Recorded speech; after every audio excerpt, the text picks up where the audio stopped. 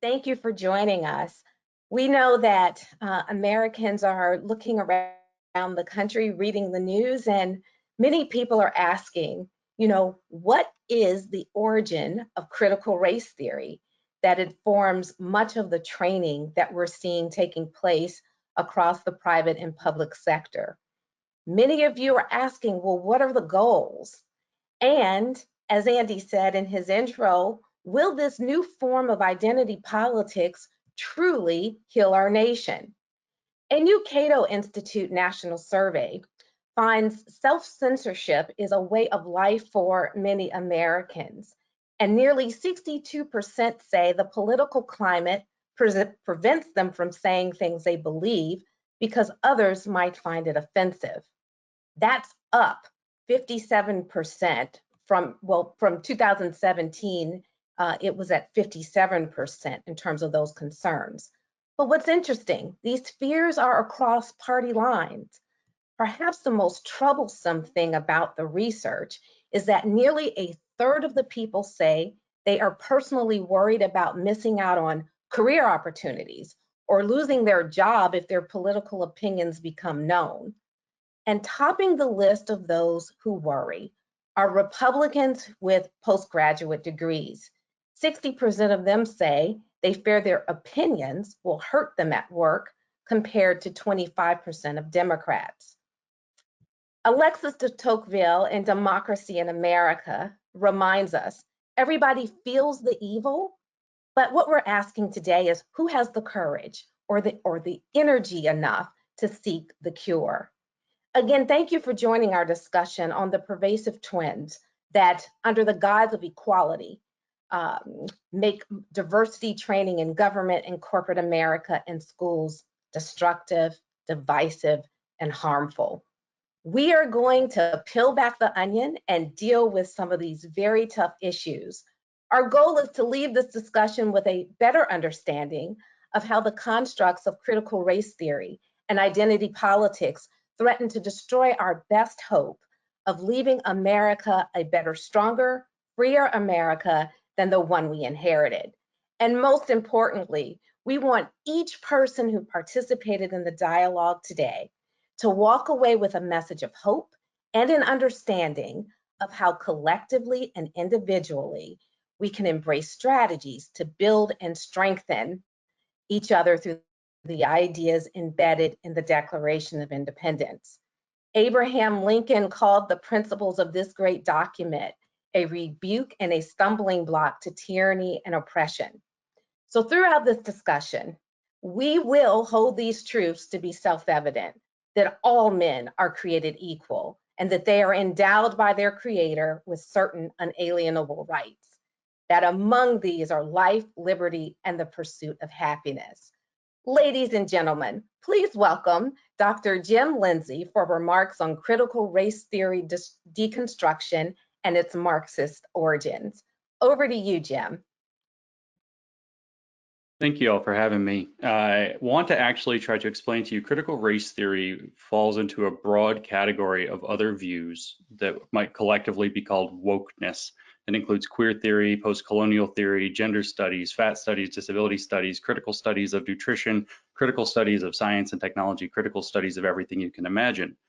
And I want to try to convey to you that this is a completely different worldview, and that worldview has an origin, it has its own epistemology, its own interactions with knowledge, its own pedagogy, its own interaction with education, and it has its own set of ethics that are different than what we have traditionally valued in liberal societies that we've enshrined in our Constitution.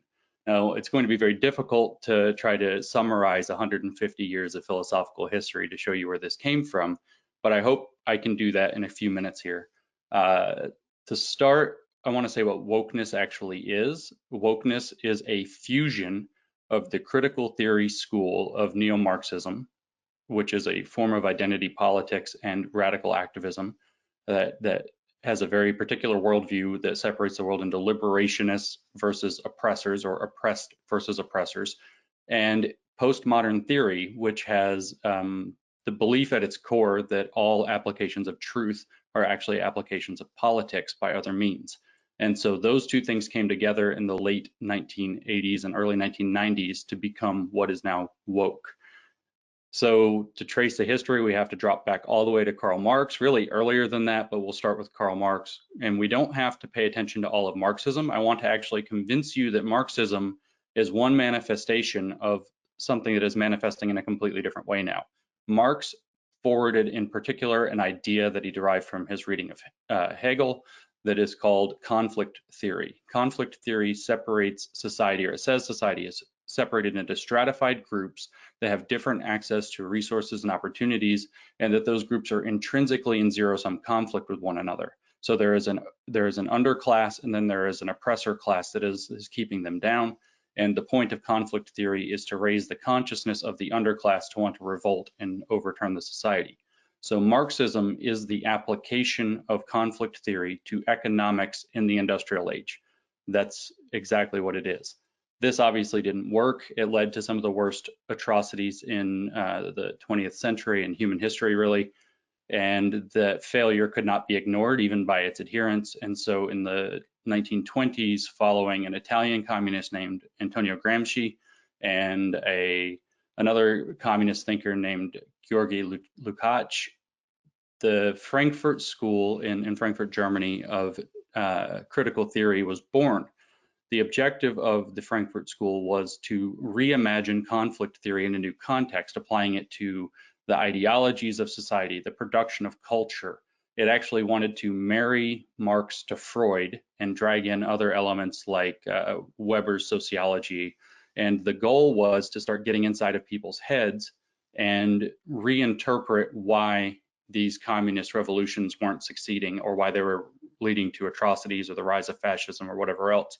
So conflict theory under the critical theory school of the Frankfurt School shifted positions from economics to culture and ideology, which it was believed that the elites of society produced. As this went along, I should say, in the 1950s and 1960s, a particularly pessimistic group of people, cynical group of people in Paris at the Sorbonne, in fact, started to play around with postmodern theory, in particular what's called post-structuralism in the formal sense. And they wanted to move conflict theory into the realm of knowledge and language because of their pessimism that communism had failed everywhere it had been tried. Obviously, liberalism couldn't be good from their perspective. Capitalism couldn't be good from their perspective. So they had nowhere to turn. So they turned instead to this idea that we need to deconstruct the very meanings of things. Nothing means anything anymore. Everything is made in representation and imitation and simulation and simulacra. And these very pessimistic thinkers started to tear apart our relationship to knowledge.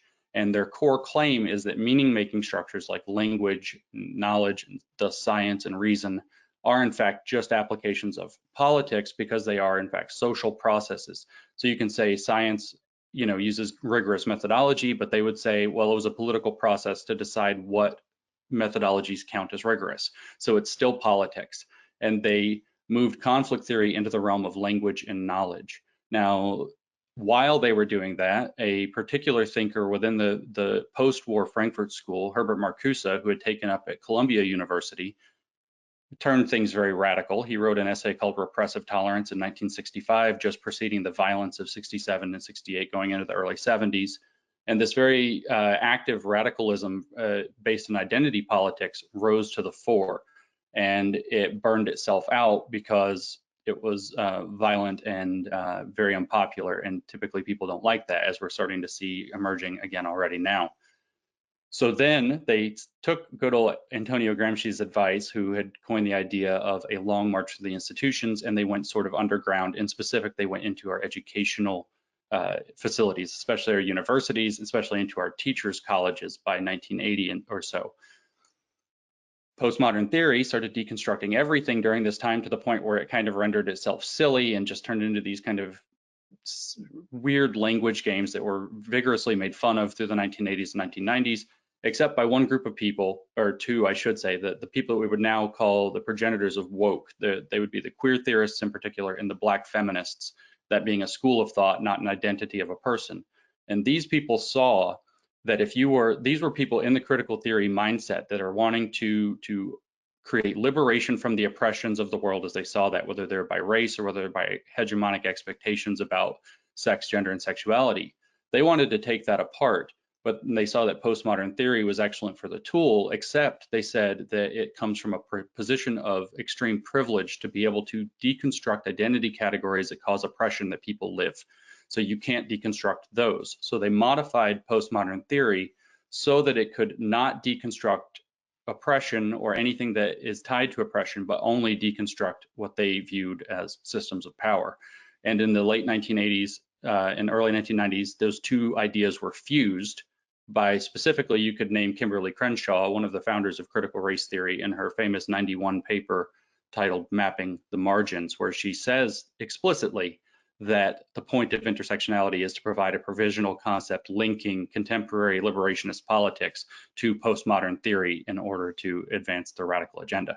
She's very explicit about it. So this is when wokeness was born, and this is how wokeness thinks. It has all of the conflict theory separate the world into oppressor versus oppressed classes with zero-sum conflict, no ability to agree or understand one another across those. And then it takes on the postmodern understanding of truth being just politics by other means, which removes all of the breaks from being able to stand up against it. And so that is the history of wokeness. Wokeness actually means understanding the world this way, seeing the entire world through this lens that everything is an application of oppressive politics, including claims to knowledge, claims to truth, facts, evidence, reason, and as we're now seeing on social media, punctuality, loyalty, reliability, kind of the standard backbone virtues and principles that have built our societies up over the past few centuries. So I hope I did an okay job summarizing 150 years of intellectual history in a minute or two there. Outstanding. Thank you. And I know we are feeling like we're beginning to understand better. Really, lots of complex issues. So what we want to do now is to bring Mike Gonzalez on to the screen to talk about the foundations of the left and how they're funded and institutionalized to create identity politics. So Mike, bring on the next layer so we can dig deeper into understanding. So thank you, Angela, and I'm glad that Dr. Lindsay crunched 150 years. I'll take a shorter time span. The first thing I want to say is that anti-racism training is a con. These consultants get paid exorbitant amounts of money. Often these fees come from taxpayer funds. Robin DiAngelo, for example, got paid $12,000 for a 2-hour speech at the University of Kentucky, a public institution. Among her clients figure the city of Oakland, the Metropolitan Council of Minneapolis, and the long-suffering children of the Seattle Public Schools District. So these consultants, in other words, are stealing from our children. I did some research on a culturally responsive teaching some years ago, and I found out that these consultants who taught CRT to our teachers were getting huge amounts of money, hundreds of thousands of dollars that could have gone into books, computers, and so forth. But as Dr. Lindsay said, we have to take them seriously as well, not just dismiss them as con artists. There's a very strong ideological component to this.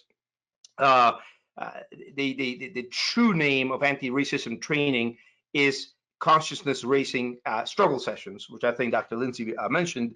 Now, consciousness raising works to demolish what the cultural Marxists call the hegemonic narrative. To you and me and to the normal people listening in, the hegemonic narrative is the great American story, the American dream, the fact that the promise of liberty and prosperity that have attracted about 100 million immigrants from all over the world from 1850 to the present. This attraction continues to this day. Needless to say, there's a very long line of people at the door waiting to come in. This is not really a line of people leaving, trying to leave the United States. But the hard left wants to strangle this goose that laid the golden eggs. This is not a dream to them, but a nightmare that is of a country that is structurally, systemically, and institutionally racist. It is too individualistic and at the same time too family-centered. It is profit-driven. It is maleist, whatever that means. So to them, this awful American hegemonic narrative must be replaced with a counter narrative. And these can take place in air-conditioned conference rooms in Congress. Ms. D'Angelo just had a session with about 184 members of Congress, or they could take place in a re-education camp in China, and they made the logical conclusion, of course, in Pol Pot's Cambodia. Now, the theory of cultural hegemony is Antonio Gramsci, the Italian communist leader that Dr. Lindsay mentioned. He lived in the 1920s. He was sent to prison by Mussolini, or one of his by the system in fascist Italy, and there he had time to think, and he came up with the idea, the fact that he realized, and I mentioned all of this in my book, by the way, The Plot to Change America, which I named it that for a reason. I'll give you a snippet of what happened. Gramsci noticed that while Marx and Engels had promised that the working class would rise up inexorably and overthrow the bourgeoisie, that had happened only in one backwater part of Europe in 1917. All of the revolutions since 1814 had failed. The German Revolution of 1919 failed. There was no German Soviet. The Vienna Rosso in Italy had failed. There was no Italian Soviet. The Hungarian Revolution did succeed, but only for 133 days, and that was overthrown as well. And America was beyond hope. The American worker was just way too happy to revolt, and that was the problem. To Gramsci, the worker, this is all in thinking in the 20s and 30s, the worker had assumed, had been co-opted by the cultural givens of his so-called oppressors. They had accepted the family, they had accepted religion, they had accepted the nation, and they had accepted the economic system. So the oppressors, so-called, no longer needed to use the threat of violence to oppress the workers. So what was needed was consciousness raising sessions. There, the intellectual vanguard would do the hard work of taking everything that was in the brains of the oppressed and putting new things in. And it was hard work because that is called brainwashing. Ms. D'Angelo and the other people who do this kind of training always say, well, this is really hard work. Yes, it is. Now, so Gramsci can be said to be the first of the neo-Marxists or Western Marxists or cultural Marxists that Dr. Lindsay talked about. Others followed, such as the Frankfurt School and the postmodernists that Dr. Lindsay mentioned. But this is really what it's about. You have to understand anti-racism training. You have to put it in this context. This is what Ms. D'Angelo does. This is what they do. And we all should be very aware of what is happening. So thank you very much. I hope that gives you a flavor of what I talk about in my book, The Plot to Change America. Thank you, Mike. Most definitely. So we've gotten kind of the philosophical underpinnings of critical theory and identity politics. But we want to invite Chris Rufo to the screen now to really talk about the weaponization of identity politics and cancel culture and the anti-racism training that you have had some upfront and personal contact with. So Chris, join the conversation and give us some insight into the things that you've seen across the country. Yeah, thank you for that introduction. And for the last few months, I've been doing some investigative reporting on critical race theory and the bureaucracy here in Seattle, Washington, at the local level, and then all the way up to the Treasury Department and other agencies within the federal government.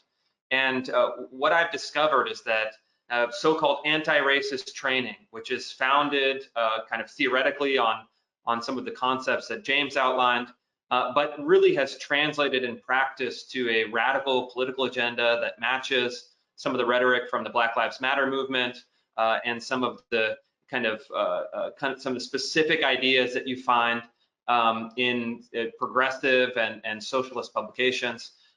This is now becoming the default ideology of the bureaucracy, and people are making, in some cases, millions of dollars offering essentially political indoctrination on the public dime to public employees.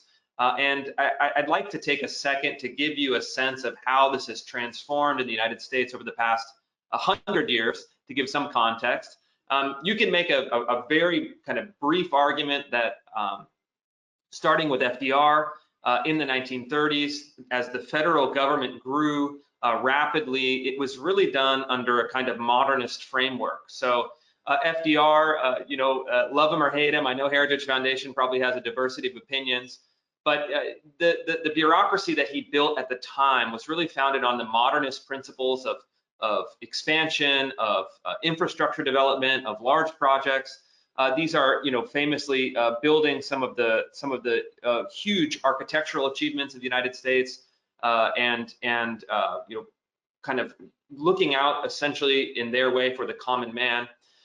You fast forward then to the 1960s, and you get the bureaucracy's operating kind of philosophy was no longer modernism. It was really trying to base the bureaucracy on the social sciences. So you get Lyndon Johnson's Great Society.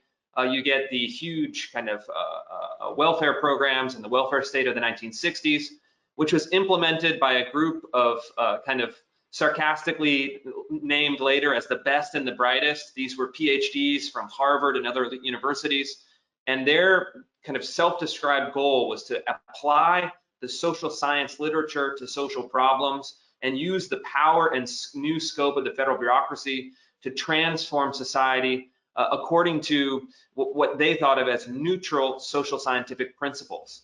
And unfortunately, that project also failed. And we have now a welfare state in the United States where we're spending approximately $1.1 trillion a year on means-tested anti-poverty programs that are, in effect, relatively unchanged from those basic conceptions from the 1960s. And yet the poverty rate in the United States is also unchanged since roughly 1969. So we have kind of the social scientific consensus of the 60s that was the driving operating ideology of the bureaucracy. I think that both sides of the political discourse are realizing that that's failed. And now fast forward to the 2010s, 2015, 2016 to the present, really under the radar of many people, the federal government is increasingly operating, and local governments and school districts and nonprofit organizations and even some corporate HR departments have now adopted critical race theory as their dominant functioning ideology.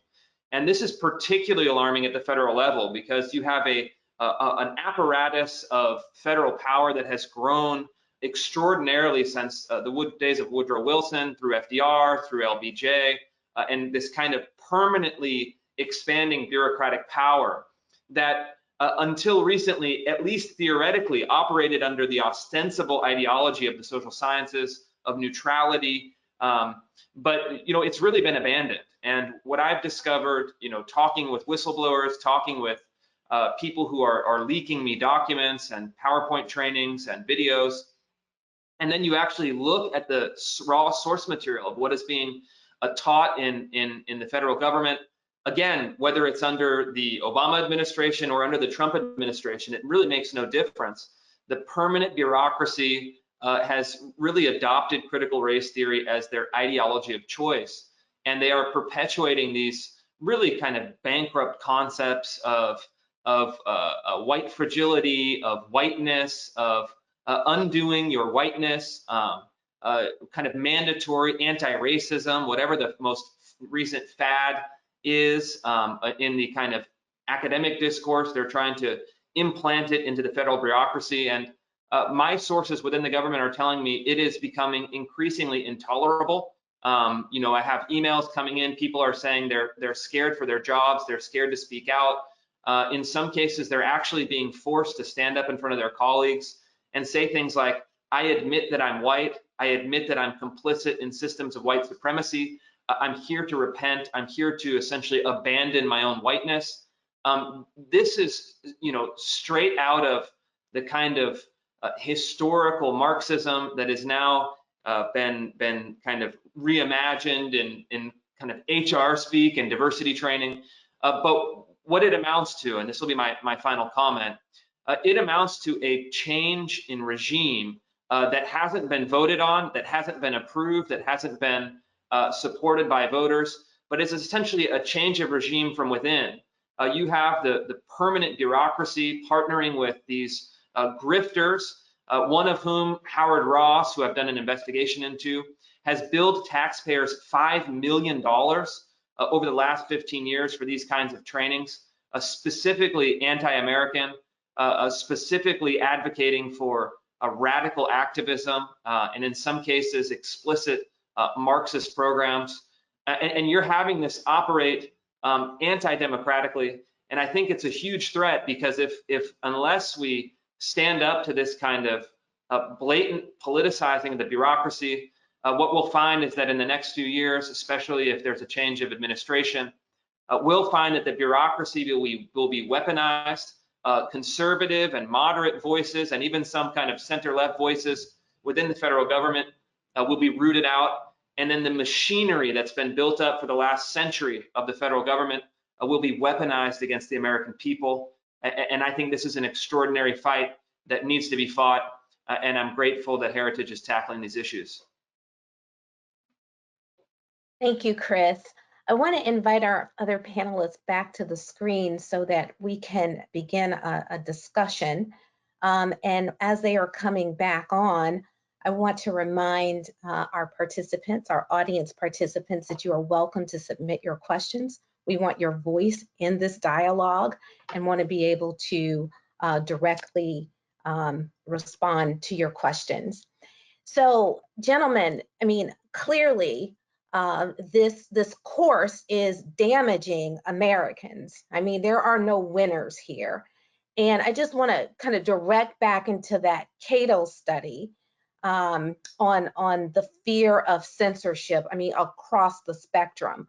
We've got Democrats at 52%, independents at 59%, and Republicans at 77% saying they have political opinions that they're afraid to share.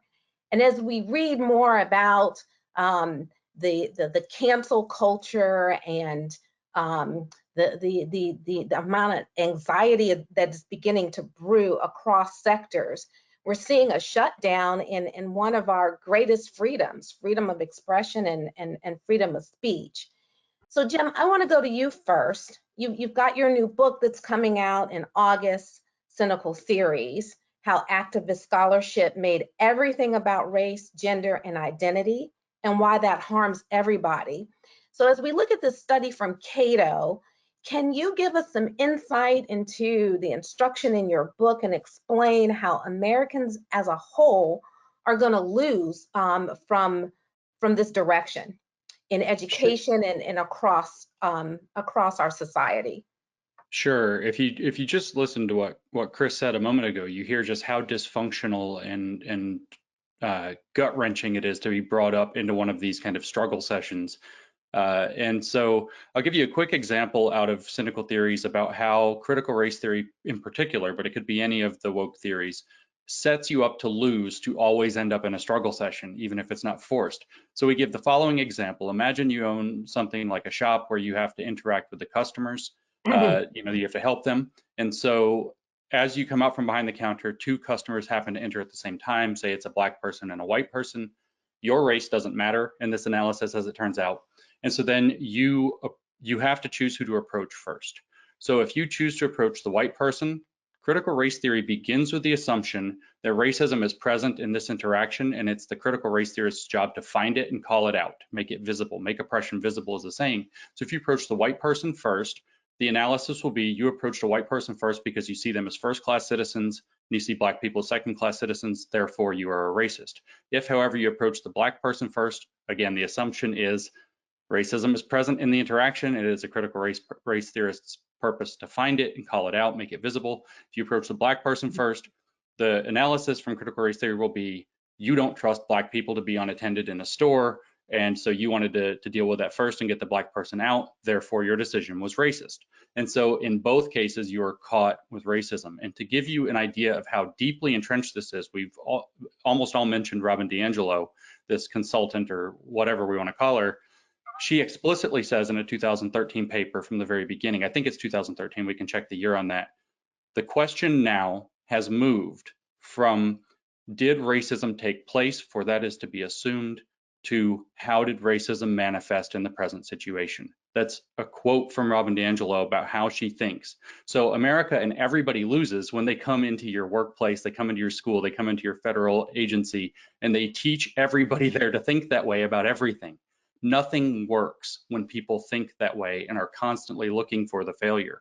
And no matter what you do, it's always going to be that way. So it eats up all your resources looking for racism. Thank you, Jim. And it looks like your camera got turned off. So if you want to join us back on screen as we get Mike back in the conversation. Mike, you're a scholar of identity politics, and you've written an entire book on it, The Plot to Change America, how identity politics is dividing the land of the free. And you've mentioned a counter narrative. I want you to peel back on that some.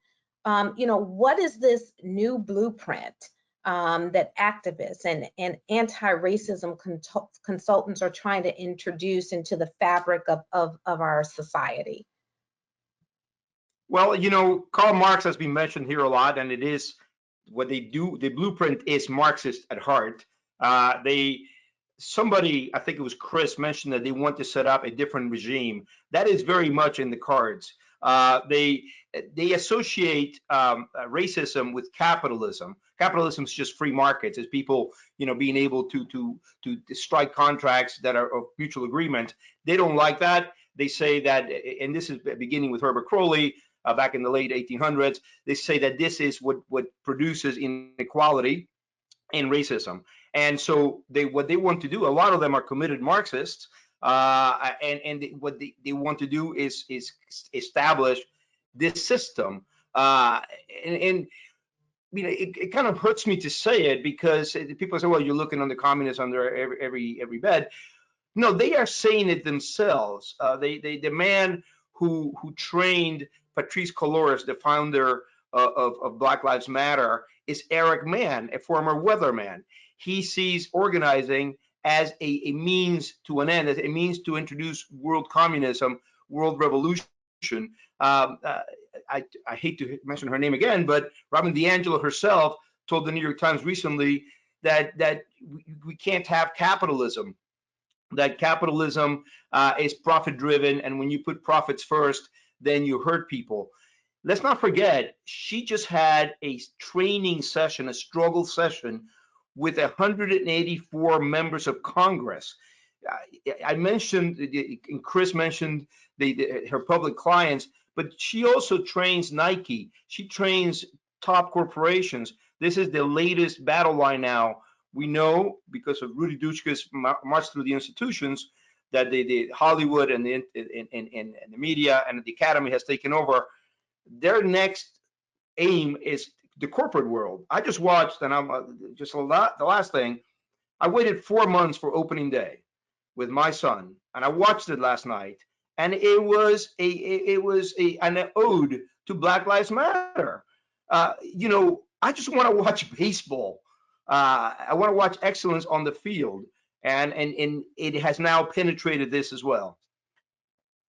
Okay, so Chris, let's get you in the conversation. The emotions are high, and we are in a situation where the wet and the water somehow has to get separated in terms of the bad actors and the innocent people who are being kind of captured into all of this. So Chris, talk to us about a pathway forward. So Okay. I'll start by outlining briefly the way forward that doesn't work. I think for the last few years, what we've tried to do, both those of us that are on the right, including those who are on the center left, the strategy has been to appeal to the values, to the liberal values of civility, of public discourse, of agree to disagree, of kind of the old idea of the marketplace of ideas, and those kind of values. But the problem is that the other side, let's say the critical race theorists, the radical activists, the kind of neo-Marxists, they don't subscribe to any of those values. So because it's not a common value, they don't believe in it, they don't operate under those terms. That strategy has largely failed. I mean, we've seen that most recently with the Harper's letter, where a number of kind of center-left academics and scholars were appealing to those kind of liberal values. And it doesn't work. So I'm increasingly of the mind that in order to combat cancel culture, If we think of cancel culture as a kind of war, if that's our metaphor, we need to achieve arms parity. So it's the kind of old Reagan idea of peace through strength that is now a kind of superimposed upon the internal culture war of the United States. And I think that we're seeing a glimpse of this in the last few weeks. I'll give two very short examples. One, you had the New York Times that was threatening to dox a blogger named Slate Star Codex, and then you also had the New York Times threatening to dox Fox News host Tucker Carlson. Both of those people didn't appeal to the kind of niceness or virtue or liberal values of the New York Times.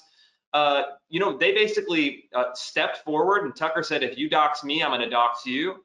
And Slate Star Codex deleted his blog and organized a group of people to essentially fight back. And both of those things worked. The New York Times, the kind of most influential media organization in the country, it backed down. And I think that that is really, in a small sense, a metaphor of what has to happen. These are folks who have really no restraints, and you have to kind of meet them where they are and use the kind of institutional strength and counterbalance that we have to create in order to stand firm against this. Because if we don't come up with a strategy that is based on kind of arms parity with these folks, they're going to continue on this very destructive course.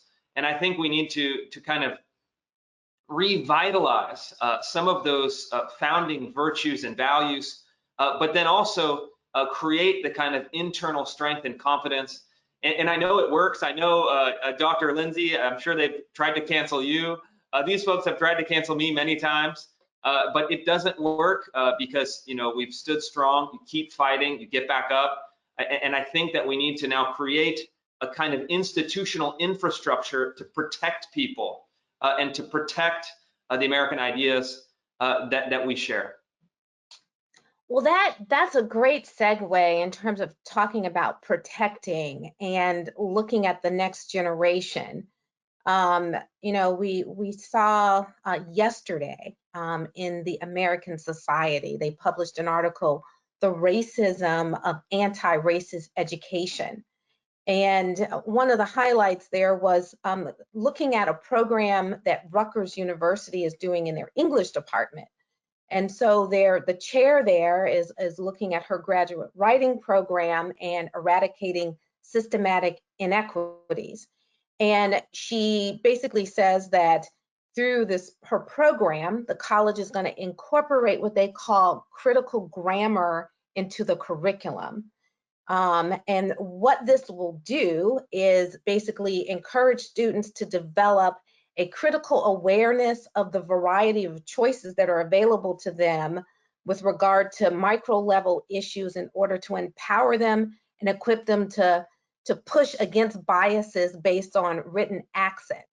So in other words, some students will be told that they don't have to meet certain standards of being proficient in a discipline. So Jim, getting you back into the discussion, when we look at K through 12 education in terms of what's coming down the pike, in terms of oppression, racism being taught in math and social studies and in English, beyond history. Give us your thoughts here in terms of, this thing that will kind of feed into a soft bigotry of low expectations as a way to deal with inequity. Yeah, this is actually coming into, as you mentioned, math into basically every subject. The goal with these ethnic studies programs that are already happening in Seattle, they're being installed possibly in California. They will spread. Those are test cases. Are actually trying to make every subject about teaching social justice. And so to give you some idea, this is a little bit complicated. In fact, it's going to sound insane, but that is the nature of the theory. So Michel Foucault in particular forwarded this idea, a postmodern philosopher in the 60s, forwarded this idea that there are regimes of truth and that each culture produces its truths according to which statements it's willing to authenticate as true and false. And of course, as I opened earlier, that's considered to be a political process.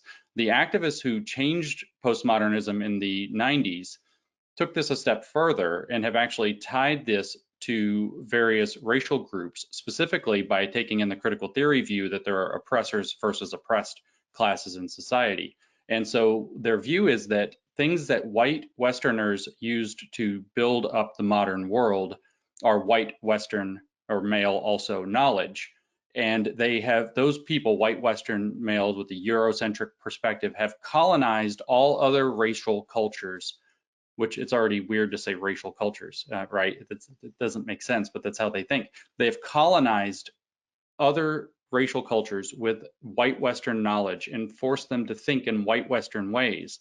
And that's not appropriate. So when you see them saying we need to decolonize the curriculum, that's what they mean, is to take things like white Western knowledge, as they call them, or the master's tools, as you'll hear scholars like Alison Bailey refer to them, drawing off of Audre Lorde, things like epistemic adequacy, which is fancy academic speak for knowing what you're talking about, science, reason.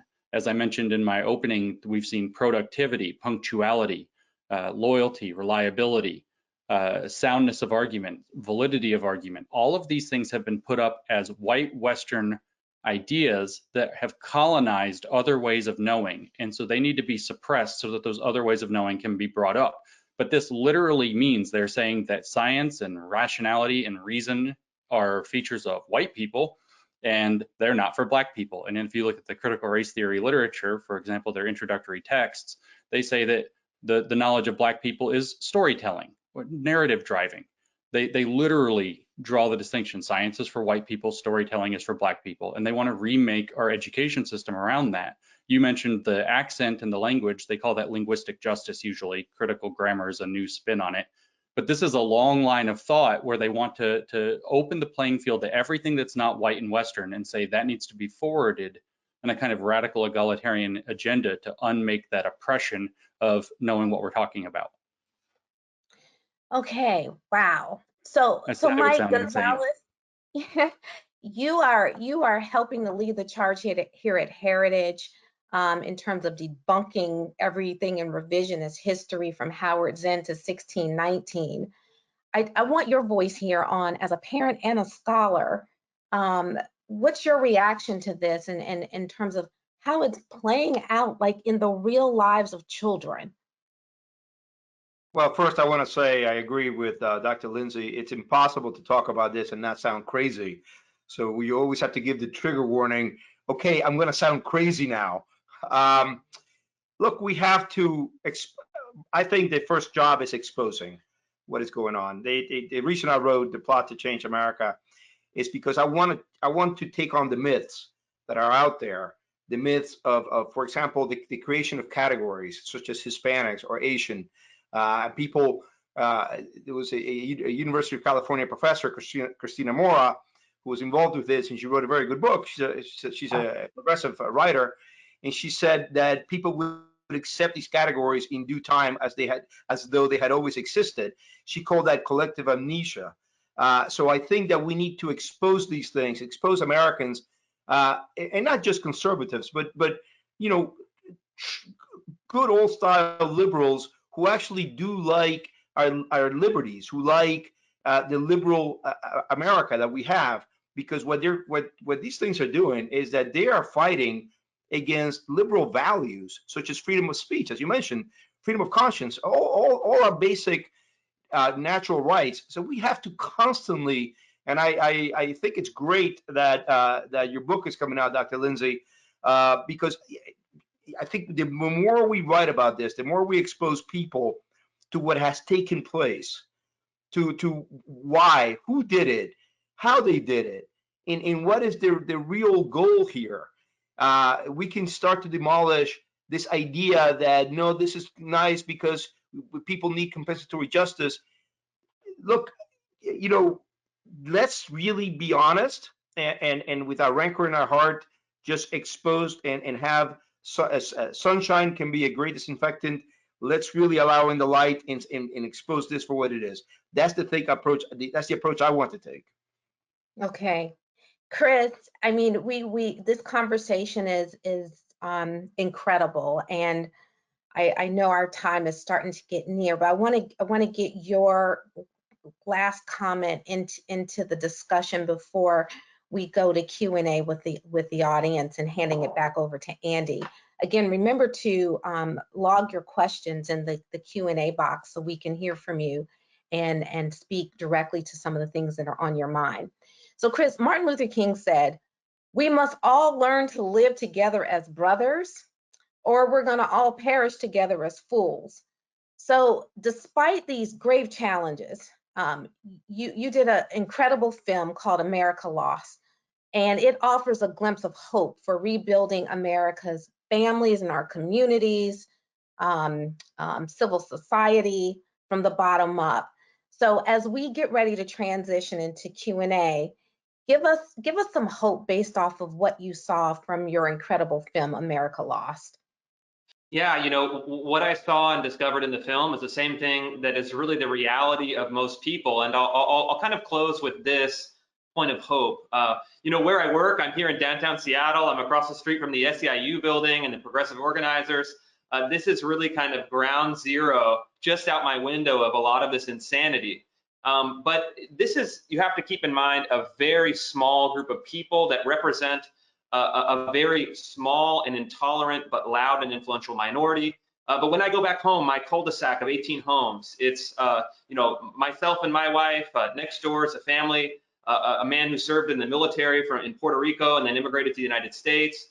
You have you know, African American families, families from Vietnam, from Romania, from everywhere, and we take care of each other. We look after each other. We get along with each other. We are really, truly the beating heart of America that people experience in their local communities, in their neighborhoods, in their daily lives. And we have to remember that the abstraction and the spectacle is about 1% of the kind of raw experience and energy and potential of the United States. But unfortunately, the 99% of people are dormant. They aren't exposed to this, and that 70% of people who are scared to speak out. We have to wake up the large kind of ballast of America. We have to alert them to this, expose it, that is in direct contradiction to the life that they live, which is really kind of on those founding ideas of the United States. And we have to somehow turn that strong majority into a relevant kind of ideological and political and kind of moral force. And I think that's where the solution lies. Thank you. Well said. Well said. Andy Alabaster, we want to get you back on the screen to take us through a Q&A. So Andy, over to you. Thank you, Angela, very much. It's great to be back here. And as we navigate to Q&A, we'll show some of the work of our guests on the screen. You'll see some slides, and everybody that's participating in this session will get a follow-up email with links to these resources. James's book, which comes out in a month, but we're told that Amazon is already shipping. Mike's book that comes out next week, and then Chris, as he just talked about, his documentary, he has graciously made that available for free. We'll send that link around at the conclusion of this session. Thank you for those who have submitted questions. We have a lot. I'm going to, please keep them coming. I'm going to group some of them so that we can get through the number that we have. Interestingly, for our panel, I'll just give you a quick indication. We got a question from Casey Erb, who asked, how is critical race theory directly damaging Americans? The question that followed hers was from a gentleman named John Kelly, who said, the cancel culture is attempting to get the State Bar of Texas President Larry McDougall removed because he described the organization Black Lives Matter as a Marxist organization. There's a special meeting being held on July 27th. So we can see how this is critically damaging Americans directly. I welcome our panelists' comment on that, but I'll preface also with this other question. Alan Roth, a longtime friend of Heritage, Dick Trudeau, a Heritage supporter, and Samuel Hooper all ask, what can concerned Americans do to combat this dangerous attack on the minds of Americans? And then what practical steps might you recommend? Especially in some cases, these are individuals, they say that they themselves are not cancelable. They don't have, public profiles or Twitter followings, but what can they do? How can they join this battle? Mike, do you want to take that one first?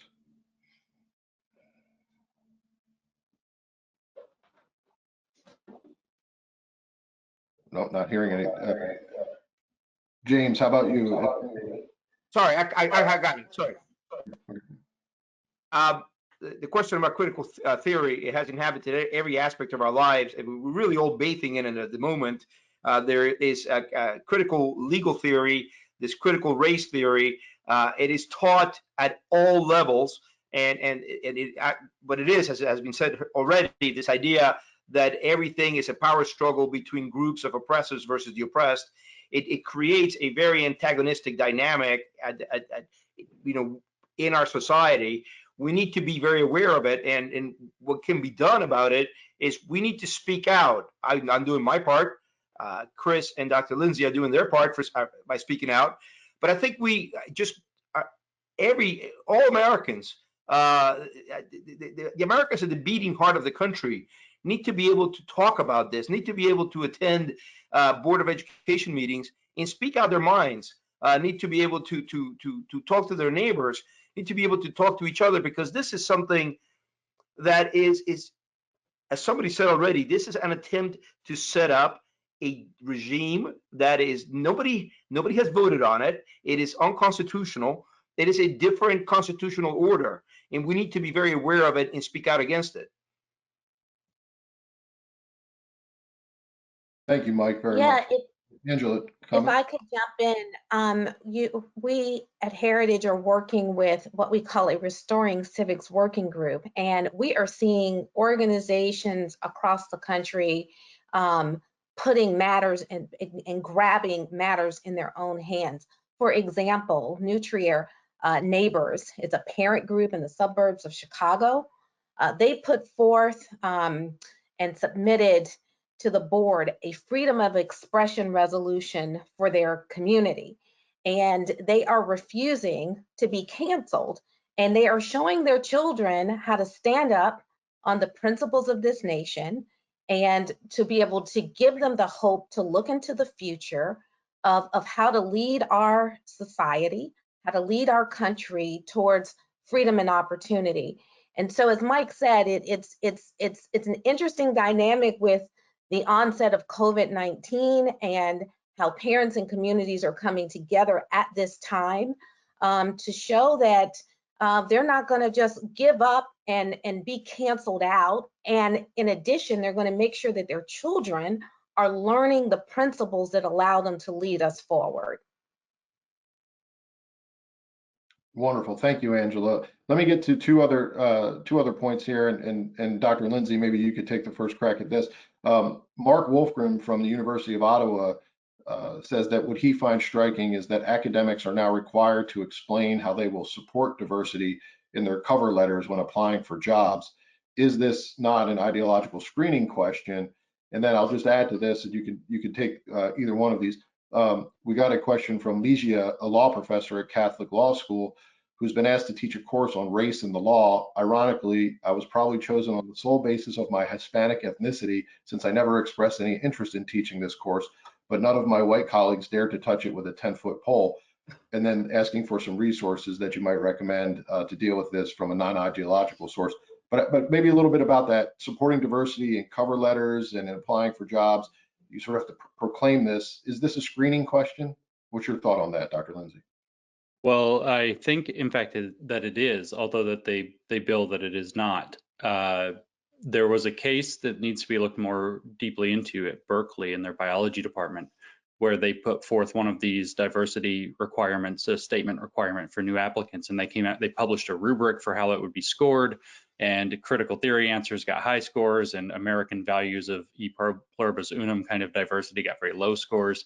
And then they had a raft of applicants come in, and then ones that's 76%, I believe, is the figure that was reported, of applicants were never even had their resume or their CV looked at all based on their diversity score. So the answer to that is yes, it appears that it is.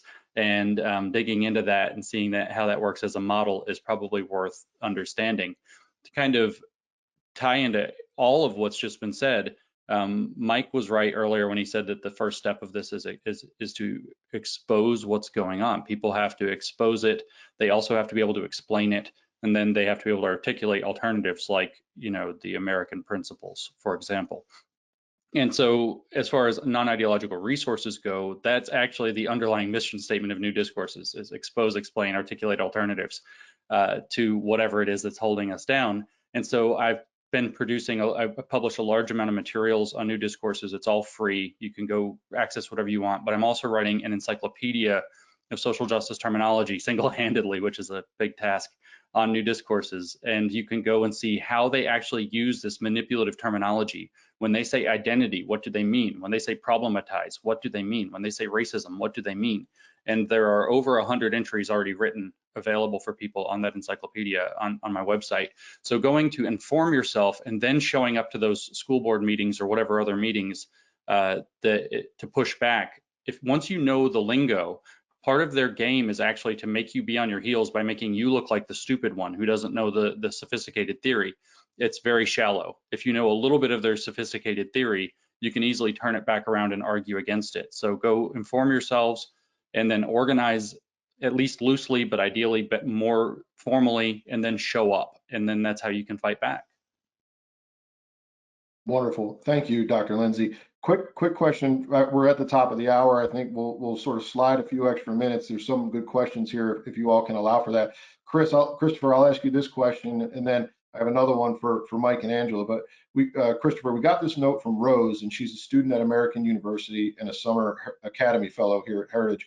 Last semester, she had to read White Fragility for a class, and while she was lucky to have a professor that was open to allowing other views to be heard, she still felt and continues to feel pressure from her peers to conform to this ideology. She's comfortable and strong in her conservative beliefs, but she still feels pressure and scared to speak out publicly against this leftism out of fear of being harassed, doxxed, and canceled.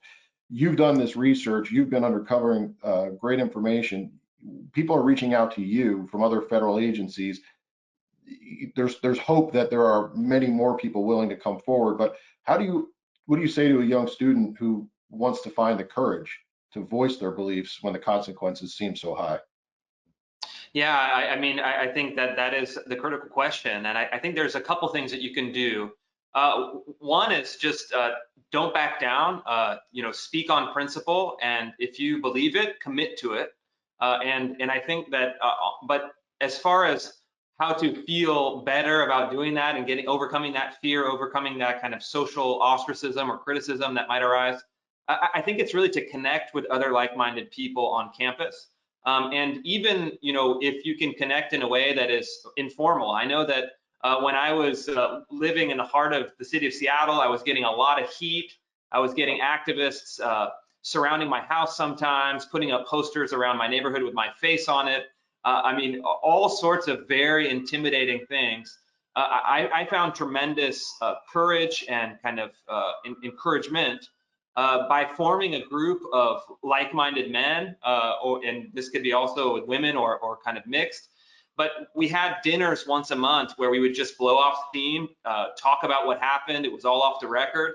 And every month that would kind of re-energize me and keep me kind of calibrated to the reason why I'm fighting, who I'm fighting for, and then also just to remind myself that despite the fact that most people are too afraid and remain silent, there were legions of people out there supporting me, and then I could directly reach out to people who could keep encouraging me to fight for them. So I think that's the best way to do it. And I think that, more broadly, as folks of us who are kind of subconsciously on the right, I think we need to recognize that the institutional playing field is quite different than it was in 1969. In 1969, the radicals were fighting against the kind of mainstream conservative institutions and leadership who were controlling universities, bureaucracies, all the levers of power. We need to recognize very explicitly that that's now flipped. The radicals of 1969 and their kids are now in control of the institutions. And as conservatives, strategically, we need to think of ourselves almost as kind of a rebel force, because that is the kind of power reality that we see today. And I think that we need to catch up kind of intellectually to that and adapt our strategies accordingly. Thank you very much for that. In a related sense, Mike and then Angela, we have a question from our friend Justin Danoff at the National Center for Public Policy Research. But the idea of an individual's courage, I think, is here as well, but even a practical thought around what somebody could do. Justin says, what would you advise a conservative employee at, say, Nike, who objects to a corporate training on critical race theory or a training from the Radical Human Rights Campaign? What might you suggest to that person, that individual, as a course of action, whether practical inside their place of business or just as an individual? Mike, would you want to take that first? Yeah, that's very tough. I don't want to get anybody fired, and we do live in the America that we do live in. But look, people fought in the Eastern Bloc. People fought in the Soviet Union for the right to speak out. I think, and we're not there yet, but by golly, we're getting there. So you need to raise your hand and say, to the extent that you can, be prudential about it. Say, look, I really do not want to do this. And here are the reasons why I don't want to do this. Explain yourself. As I believe Chris said, arm yourself with the knowledge so you can talk back to the HR person and explain why you don't want to do this. And I will say that a great place to start. I cannot say enough good things about Dr. Lindsay's encyclopedia. I've begun to use it. I myself discuss some of these new terms in my book, but this is a very extensive work that I think anybody can go online and begin to read. It's really super crazy stuff, but it's what's behind what HR is trying to do. So you need to talk to HR back in this language. And don't get fired, please. I have another perspective to share, and I think Mike's is outstanding. But if you decided to actually engage in the training, I think the work that Chris has done is an example of what could come out of participating. You could go in to see what's happening, to share that information firsthand, and you can go in armed, as Mike said, and shed light on the principles that you stand on and create it as an opportunity to educate and bring awareness to others and to be a disruptor to that environment. And again, we are not encouraging you to be fired. I would just add very briefly, if you are listening and you have gone through a training or you're going through the training, another thing you can do is leak me all of the documents and materials. You can send it directly to me. I will blow it up. I've created 50 million media impressions in the last 28 days exposing this stuff. So I'm always available for to be the receptacle of all these bad ideas. Yeah, if you want something very specific, by the way, we actually just published a 6,000 word exploration of what you can do, including a sample letter you can send to HR on new discourses. It's near the top. How to Talk to Your Employers About Anti-Racism is the title of it. And it explores the theory, enough of the concepts, and gives you a template letter you can actually send to your HR department to show how to do it.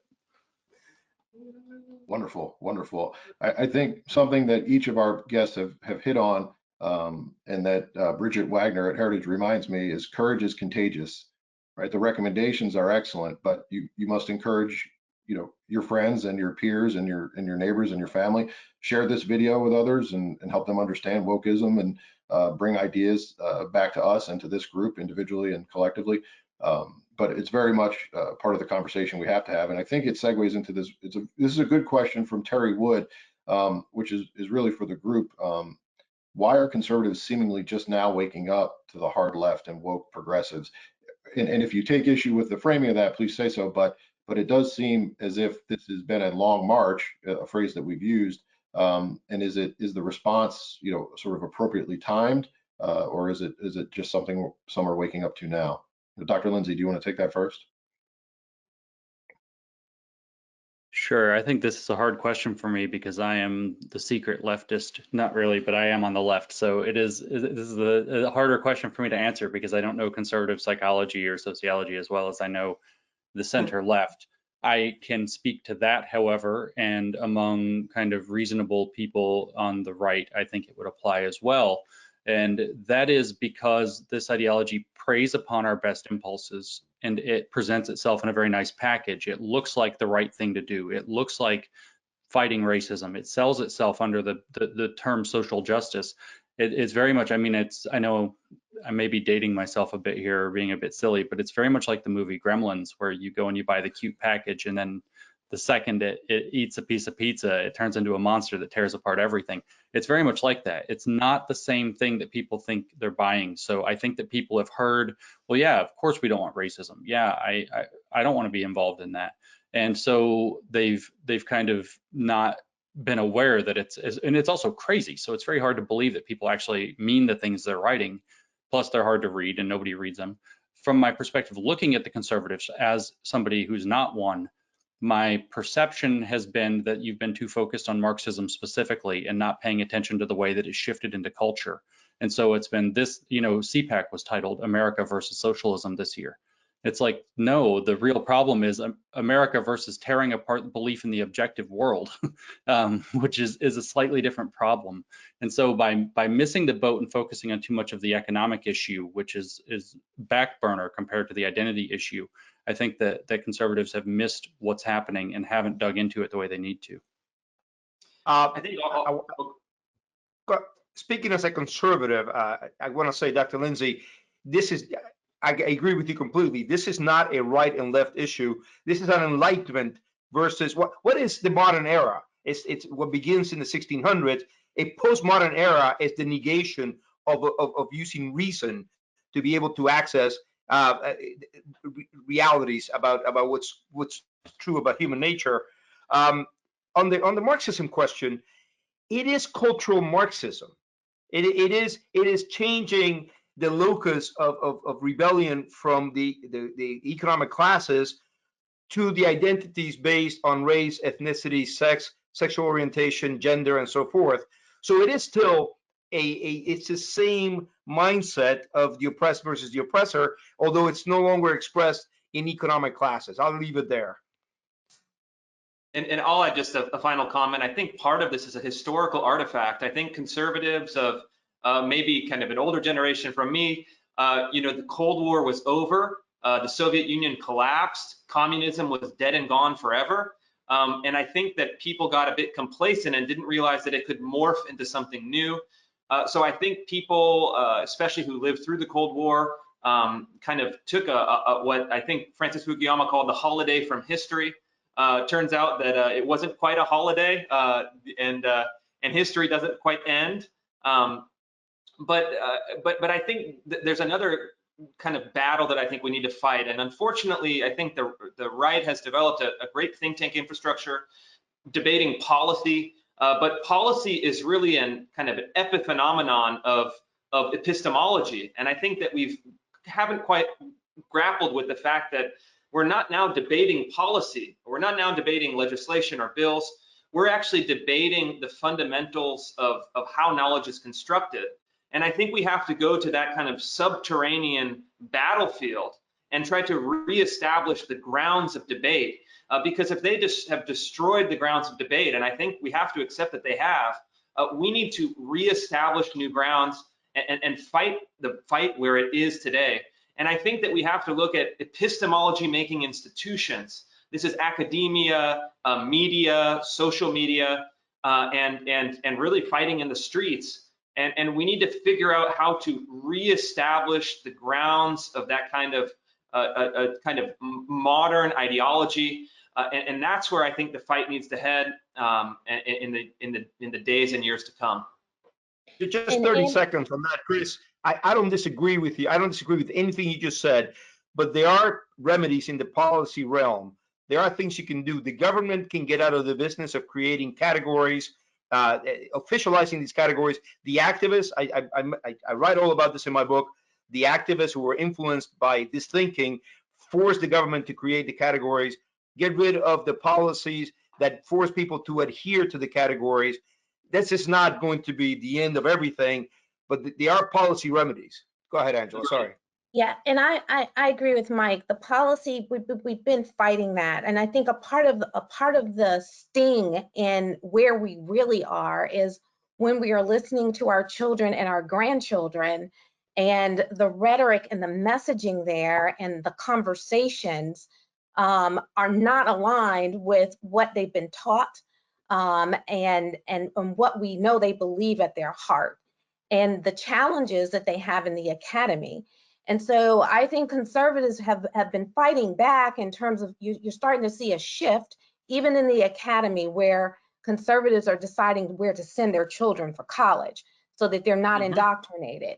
In K through 12, you're seeing an uptick in homeschooling where parents are grabbing their children with all their might to make sure that they're not indoctrinated with revisionist history and the integration of racism and all these other things through every subject matter.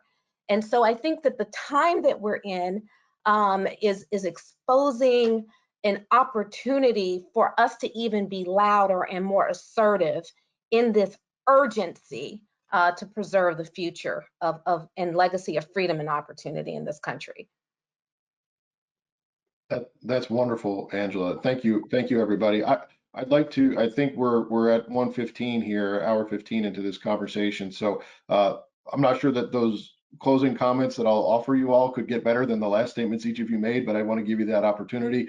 We've gotten so many good questions we have not gotten to, but also just a bevy of requests for information, resources, and ways in which to engage on this topic. And so we will be following up with everybody who's on here. This is being recorded. It will be available on heritage.org within the next 48 hours, if not sooner. And so with that, though, I'd like to offer Christopher, do you want to have any other closing comments? Yeah, I'd just like to say that thank you to Heritage, thank you to all the other panelists. This is a really fascinating new area of study, and I think it couldn't be more important as we go into this new century. Thank you very much. Dr. Lindsay? Yeah, this is a different way to think about the world. It is different epistemologically, it is different ethically. And the most hopeful thing I can tell you is that it's actually fairly flimsy in both. And if you need courage, you need to remember that if you're standing up for Enlightenment modernist American principles, you actually have the moral high ground and you have the epistemological high ground. Science still works to find out knowledge about the world, whether they want to denigrate it or not. So you have the high ground. Let that be the source of your backbone, because you can stand proud in knowing that you're right and fight back on those battlegrounds like that Chris outlined and that Mike has outlined in terms of policy. Thank you very much. Mike, closing comments? Well, I mean, just to follow on of what my two colleagues just said, America is the end product of these Enlightenment and modern ideas. America is a good country with all its warts and all its problems. I have lived at least a year in 7 countries as a foreign correspondent. We folks, do not let people change America from what it is, from this great machine that produces, that allows people to flourish, allows families to flourish, that gives us unheard of tons of liberty and prosperity. The schemes and the models that Dr. Lindsay and Chris were just discussing want to change this. They want to replace what we have. Do not let it happen. Do not let it happen. Thank you, Mike. Angela? Yeah, I'd like to go back to that quote from Alexis de Tocqueville that I mentioned earlier. You know, everybody feels the evil.